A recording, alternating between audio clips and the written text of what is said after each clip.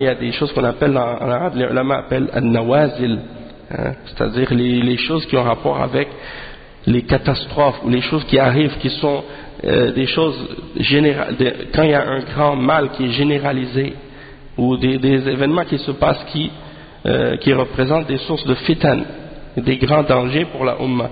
Dans des situations comme ça, c'est pas n'importe quel alim même qui doit donner des fatwas. C'est pas l'imam de la mosquée. C'est pas le talib ilm, hein, même s'il est établi dans sa science. C'est pas le cheikh, hein, qui donne des durous et ainsi de suite. Non, c'est kibar al-ulama, les plus grands parmi les ulama. Hein. C'est comme par exemple à l'époque des salafs, c'est pas tout le monde qui se permettait de faire des fatwas à n'importe quel sujet. Hein. Wa alaykum salam wa rahmatullahi wa barakatuh. Comme à l'époque de l'imam Malik, hein, les gens disaient qu'à l'époque de l'imam Malik, les imams de la dunya, les grands savants de la dunya à cette époque-là, il y avait parmi eux l'imam Malik, il y avait l'imam al-Layth ibn Sa'ad, il y avait l'imam al-Awza'i, et il y avait aussi l'imam Sufyan al-Thawri. C'était eux les 4 grands ulama de la Ummah.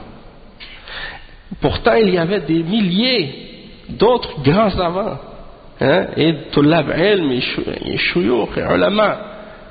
Mais dans les affaires qui étaient reliées aux grandes questions et aux grands problèmes, il n'y en avait que 4, hein, qui étaient ces grands imams-là, les plus savants de l'époque. Hein.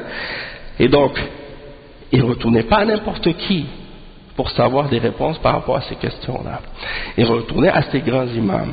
Et c'est comme à l'époque où Cheikh Ibn Baz, Cheikh Ibn Uthaymin, Cheikh Al-Albani, hein, rahimahumullah, ils étaient en vie.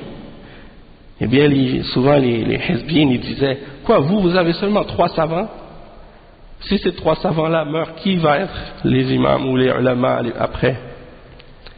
Et la réalité, c'est que quand on parlait de ces 3 imams-là, on voulait dire les 3 parmi les imams les plus grands, hein, de leur temps, les plus grands de leur époque, les plus élevés dans leur niveau, dans leur compréhension et dans la connaissance de l'islam, ceux qui ont été fermes dans leur aqid, dans leur manhaj pendant toute leur vie. Ils ont passé, hein, s'ils sont arrivés à l'âge de 80 ans ou presque 90 ans, eh bien ils ont étudié cette science-là, ils ont appris cette religion-là pendant toute leur vie, et ils l'ont compris, ils l'ont appliqué, ils ont pratiqué cette religion-là, ils ont donc non seulement la science, mais l'expérience et la pratique et ainsi de suite.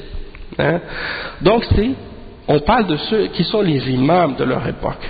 Hein. C'est de ceux-là qu'on parle. Et c'est pour cette raison-là donc qu'on se réfère à ceux-là. Hein.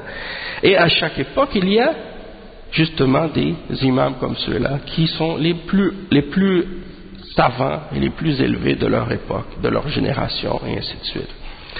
Donc c'est vers ceux-là que l'on revient dans des questions et dans des situations comme ça.